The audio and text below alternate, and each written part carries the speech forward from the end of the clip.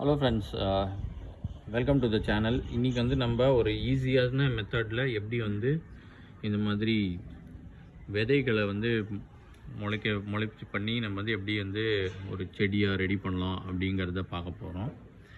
இந்த மெத்தடில் உங்களுக்கு என்ன அட்வான்டேஜ்னாக்கா, உங்களுக்கு வந்து நம்ம சரியான முளைப்பு திறனில் இருக்கிற விதைகள் மட்டும்தான் நம்ம வந்து செலக்ட் பண்ணி அதை வந்து நம்ம இதில் வந்து முளைக்க வைக்கலாம்.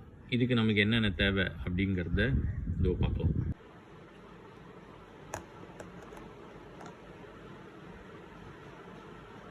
இந்த மாதிரி ஒரு டப்பா வித்த மூடி இதுதான் வேணும். இந்த மாதிரி டிரான்ஸ்பரண்டாக இருந்ததுன்னா இன்னும் கொஞ்சம் உங்களுக்கு பெட்டர்.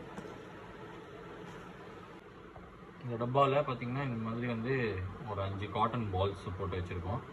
இந்த காட்டன் பால்ஸை வந்து நம்ம தண்ணி விட்டு வெட் பண்ண போகிறோம். வெட் பண்ணிவிட்டு இது மேலே வந்து நம்ம சீட்ஸ் ப்ளேஸ் பண்ணலாம். இந்த மாதிரி காட்டனை நம்ம வெட் பண்ணிவிட்டு இதில் வந்து சீட்ஸ் போட்டு வச்சுருக்கோம். இப்போ இதை நம்ம வந்து க்ளோஸ் பண்ணி வச்சிடலாம். வச்சுட்டு நம்ம கொஞ்ச நாள் கழிச்சு இதை பார்ப்போம். இது ஜஸ்ட் ஒரு பிஸ்கட் டப்பா தான். ஸோ இந்த மாதிரி ஏதாவது ஒரு மூடி போட்டால் நீங்கள் கொஞ்சம் கிளியர் பிளாஸ்டிக் டப்பாவை வந்து நீங்கள் யூஸ் பண்ணலாம். Hello friends, welcome. இன்றைக்கி வந்து நம்ம ஒரு easier method of seed germination வந்து எப்படி பண்ணலாம் அப்படின்னு சொல்லி பார்க்க போகிறோம்.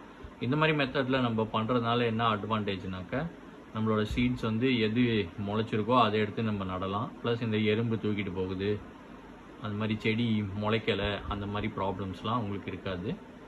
அண்ட் இது வந்து நம்ம ஈஸியாக சீப்பராக நம்மக்கிட்ட இருக்கிற இந்த காட்டன் பால்ஸை யூஸ் பண்ணி தான் பண்ண போகிறோம்.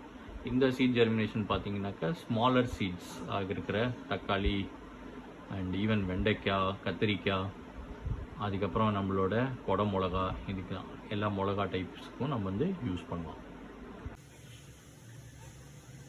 இப்போ ஒரு 3 நாள் இருக்குது. இதுக்கப்புறம் பாருங்கள், இதில் வந்து சிலதில் வந்து நமக்கு வந்து ஸ்ப்ரவுட் வந்திருக்கு. இது வந்து இந்த காட்டன் உள்ளே வந்து வளரும். இதோட first set of true leaves, அதாவது நம்ம 2 இலைகள் வர வரைக்கும் நம்ம இதிலே விட்டுடலாம். இது வந்து எந்த விதமான நியூட்ரியண்ட்டும் தேவைப்படாது. ஸோ இன்னும் கொஞ்ச நாள் விட்டுட்டு நம்ம அடுத்த ஸ்டேஜ் பார்க்கலாம். இன்னொரு 2லேருந்து 3 நாள் கழிச்சு இந்த மாதிரி இது வந்து செடியாகவே வந்துடுது. இப்போ இந்த காட்டன் பாலோடையே எடுத்து வந்து நம்ம ஒரு கப்பு ரெடி பண்ணி அதில் நடலாம். பட் இதில் நான் பார்க்கும்போது என்னன்னாக்கா, இன்னொரு சீடு வந்து பக்கத்தில் ஜெர்மினேட் ஆகிற மாதிரி இருக்குது. அண்டு இப்போ இதில் வந்து நமக்கு ஈஸியாக தெரிஞ்சிடும் எந்தெந்த சீட்ஸ்லாம் வந்து நமக்கு ஜெர்மினேட் ஆகிருக்கு. அதனால் இது வந்து நம்ம பாதுகாக்கிறதும் ஈஸியாக இருக்கும்.